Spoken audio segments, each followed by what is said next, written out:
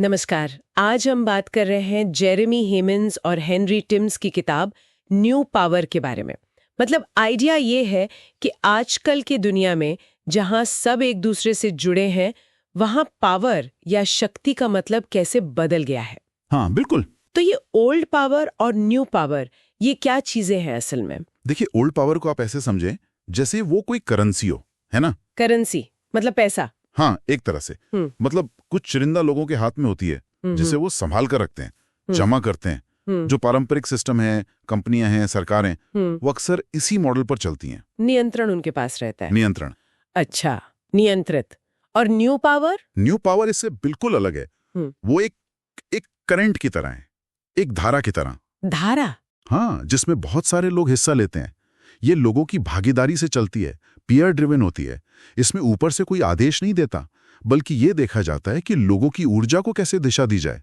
ये ज्यादा खुली हुई है, इसमें ज्यादा लोग शामिल होते हैं और ये तेज भी है। खुली हुई और तेज, मतलब शायद थोड़ी अप्रत्याशित भी।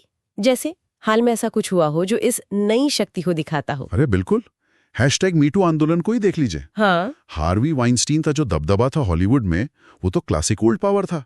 सारी शक्ति एक जगह जमा और नियंत्रण के लिए इस्तेमाल हो रही थी। सही। लेकिन उनका गिरना वो न्यू पावर का नतीजा था।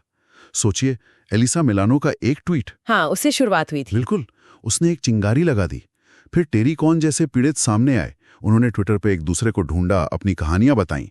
कोई एक लीडर नहीं था इसमें, कोई एक चेहरा नहीं था। कोई नहीं, पर लाखों लोगों की वो जो आवाज उठी एक साथ, उसने जबरदस्त बदलाव ला दिया। ये है न्यू पावर का असर। ये बात तो है कि असर जबरदस्त था, पर एक सवाल मन में आता है, क्या ये हमेशा सकारात्मक ही होता है? मतलब जब शक्ति इतनी बिखरी हुई हो, कोई एक नियंत्रण ना हो। ये बहुत जरूरी सवाल है। देखिए, नई शक्ति का असर बहुत शक्तिशाली हो सकता है, इसमें कोई शक नहीं। लेकिन हाँ, उसे एक दिशा देना या उसे टिकाऊ बनाना वो थोड़ा मुश्किल हो सकता है। और शायद यहीं पर वो मूल्यों वाली बात आती है। आपने कहा था ओल्ड और न्यू पावर के मूल्य अलग है। बिल्कुल। ओल्ड पावर में क्या जरूरी होता है? औपचारिक नियम, है ना? कौन किसके ऊपर है, कंपटीशन, चीजों को गुप्त रखना, गोपनीयता। हाँ, पारंपरिक कंपनियों में यही दिखता है। जबकि न्यू पावर वो अनौपचारिक नेटवर्क्स पर चलती है। सहयोग, मिलजुल कर काम करना और रैडिकल ट्रांसपेरेंसी। रेडिकल ट्रांसपेरेंसी मतलब पूरी पारदर्शिता। हाँ, पूरी पारदर्शिता। जैसे वो पेशेंट्स लाइक मी वाला उदाहरण है। हाँ, आपने बताया था मरीज अपना डेटा शेयर करते हैं। हाँ बिल्कुल, वो एक ऑनलाइन प्लेटफॉर्म है जहां मरीज अपना मेडिकल डेटा, अपने अनुभव सब साझा करते हैं, एक दूसरे से सीखते हैं। और लेटिशिया ब्राउन जेम्स जैसी मरीजों ने तो वहां से मिली जानकारी के आधार पर अपने डॉक्टरों से सवाल तक किए। ऐसी बातें सामने आईं जो शायद छुपी रह जाती। अच्छा। तो ये क्या है? ये लोगों के हाथ में ताकत देना है, साझा ज्ञान की शक्ति है। ये पारदर्शिता सुनने में तो बहुत अच्छी लगती है, पर क्या इसमें खतरे भी हैं? जैसे जानकारी का गलत इस्तेमाल हो सकता है। खतरे तो हैं, बिल्कुल हैं। इसीलिए न्यू पावर के जो मॉडल बनते हैं, उन्हें बहुत सोच समझ कर डिजाइन करना पड़ता है। पर इसका एक और पहलू है कि विचार फैलते कैसे हैं। हाँ। ओल्ड पावर में क्या होता था? ऊपर से संदेश आते थे, गड़े हुए साउंड बाइट्स जिन्हें कहते हैं, कंट्रोल करके। बिल्कुल। न्यू पावर चलती है मीम ड्रॉप्स पर।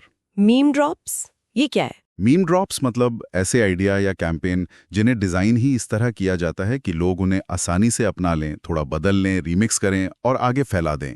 आइस बकेट चैलेंज याद है? अरे हाँ, क्या वायरल हुआ था। हर कोई वो बर्फीला पानी डाल रहा था अपने ऊपर। हाँ, पर वो सिर्फ एक मजेदार वीडियो नहीं था। वो डिजाइन ही ऐसा था कि आप उसमें हिस्सा लें, करो, किसी और को नॉमिनेट करो, शेयर करो। एक्शन लेने लायक था। बिल्कुल, एक्शन लेने लायक था। जुड़ा हुआ था दोस्तों से, सेलिब्रिटीज से, एएलएस के मुद्दे से, और उसे बढ़ाया जा सकता था। लोग अपने अपने तरीके जोड़ रहे थे। ये फैलने के लिए ही बना था। और नतीजा, एएलएस रिसर्च के लिए इतना पैसा जमा हुआ जितना शायद किसी ने सोचा भी नहीं था। पारंपरिक तरीकों से कहीं ज्यादा। कमाल है। मतलब उसमें वो भागीदारी वाली बात पहले से ही डाली गई थी। ये पुराने जमाने के टेलीथॉन से तो बिल्कुल अलग है। एकदम अलग। ये इसी बात पर टिका है कि आप लोगों को हिस्सा लेने के लिए कैसे सक्षम बनाते हैं। जैसे माइनक्राफ्ट गेम है। हाँ, बच्चे खेलते हैं। उसमें खिलाड़ी मिलकर अपनी दुनिया बनाते हैं। वो न्यू पावर पर चलता है। जबकि टेट्रिस जैसा गेम वो ऊपर से नीचे आता है, वो ओल्ड पावर मॉडल है। बहुत सी संस्थाएं इसीलिए मुश्किल में पड़ती हैं, क्योंकि वो नए जमाने के टूल जैसे ट्विटर तो इस्तेमाल करने लगती हैं, पर सोच पुरानी ही रहती है। बिल्कुल। सोच वही ओल्ड पावर वाली। जैसे अमेरिकी स्टेट डिपार्टमेंट ने ISIS के खिलाफ एक ट्विटर कैंपेन चलाया था, थिंक अगेन टर्न अवे। हाँ, सुना था उसके बारे में। वो बुरी तरह फेल हुआ। क्यों?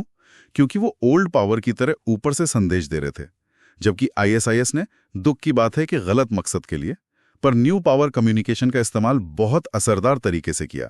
बाप रे, तो ये तो मतलब मानसिकता का टकराव है। एक तरफ वो पुरानी कंट्रोल वाली दुनिया और दूसरी तरफ ये नई फैली हुई शायद थोड़ी अराजक सी शक्ति। हाँ, कह सकते हैं। और अब नेता और संगठन इसका इस्तेमाल कैसे कर रहे हैं, ये देखना दिलचस्प है। कैसे? हम दोनों तरह के उदाहरण देखते हैं। कुछ लोग हैं जैसे पोप फ्रांसिस, जो पुरानी संस्थाओं जैसे चर्च में सुधार लाने के लिए न्यू पावर के सिद्धांतों को अपनाने की कोशिश कर रहे हैं। मतलब विनम्रता दिखाना, लोगों की भागीदारी बढ़ाना, गरीबों पर ध्यान देना। पुरानी संस्था में नई सोच लाने की कोशिश। हाँ, और दूसरी तरफ कुछ ऐसे भी हैं जो भीड़ की इस नई शक्ति का इस्तेमाल पारंपरिक तरीके से अपनी ताकत बढ़ाने के लिए करते हैं। किताब में उन्हें प्लेटफॉर्म स्ट्रॉन्गमैन जैसा कुछ कहा गया है। जैसे डोनाल्ड ट्रंप के कैंपेन का विश्लेषण है कि कैसे उन्होंने न्यू पावर तकनीकों का इस्तेमाल किया। अच्छा, यानी औजार तो नए पर मकसद वही पुराना, सत्ता जमा करना। हाँ, ये भी हो सकता है। और फिर वो संगठन है जो इन दोनों को मिलाने की कोशिश कर रहे हैं। लेगो का उदाहरण बहुत अच्छा है। लेगो? वो बच्चों वाले ब्लॉक? हाँ, वही। उनके बहुत सारे वयस्क प्रशंसक थे, AFOLs, एडल्ट फैंस ऑफ लेगो। अच्छा, मुझे नहीं पता था। हाँ, पहले कंपनी उन्हें ज्यादा भाव नहीं देती थी, नजरअंदाज करती थी। फिर उन्होंने समझा कि ये लोग सिर्फ शौकीन नहीं हैं, ये तो बड़े इनोवेटिव हैं। तो उन्होंने इन फैंस को अपनाया, उन्हें सहयोगी माना। कैसे? उन्होंने लेगो आइडियाज जैसा एक प्लेटफॉर्म बनाया। वहां फैंस अपनी डिजाइन या आइडिया पोस्ट कर सकते हैं। अगर किसी आइडिया को बहुत सारे वोट मिलते हैं तो लेगो उसे सचमुच का प्रोडक्ट बना देता है। अरे वाह, ये तो कमाल है। मतलब कंपनी ने अपना कंट्रोल थोड़ा छोड़ा। ये तो मुश्किल होता होगा। बिल्कुल मुश्किल होता है। अपनी शक्ति या कंट्रोल छोड़ना आसान नहीं है। यहीं पर वो संतुलन बनाने की बात आती है। ये समझना कि कब आपको नेतृत्व करना है, यानी ओल्ड पावर दिखानी है, और कब आपको भीड़ की रचनात्मकता और ऊर्जा को बहने देना है, यानी न्यू पावर को जगह देनी है। हाँ। ये कोई एक बार का फैसला नहीं होता, ये लगातार चलने वाली चीज है। लेगो ने ये संतुलन साधा और इससे कंपनी को नई जिंदगी मिली। अब हो रहे हैं, उन्हें समझने का एक बहुत जरूरी तरीका है। निश्चित रूप से ये एक फ्रेमवर्क देता है हमें, और ये हमें एक बहुत अहम सवाल के साथ छोड़ जाता है। क्या सवाल ये कि जैसे जैसे ये न्यू पावर वाले तरीके ज्यादा असरदार हो रहे हैं और हर चीज को बदल रहे हैं, बिजनेस से लेकर राजनीति और सामाजिक आंदोलनों तक, तो हम ये कैसे पक्का करें कि ये वाकई शक्ति को ज्यादा लोगों तक पहुंचाएं और अच्छे नतीजे लाएं। ऐसा ना हो कि कहीं ऐसा तो नहीं कि अनजाने में नियंत्रण के कुछ नए तरीके बना रहे हों, या जो समाज में पहले से असमानताएं हैं उन्हें और बढ़ा रहे हों। इस पर हमें लगातार सोचने की, ध्यान देने की जरूरत है।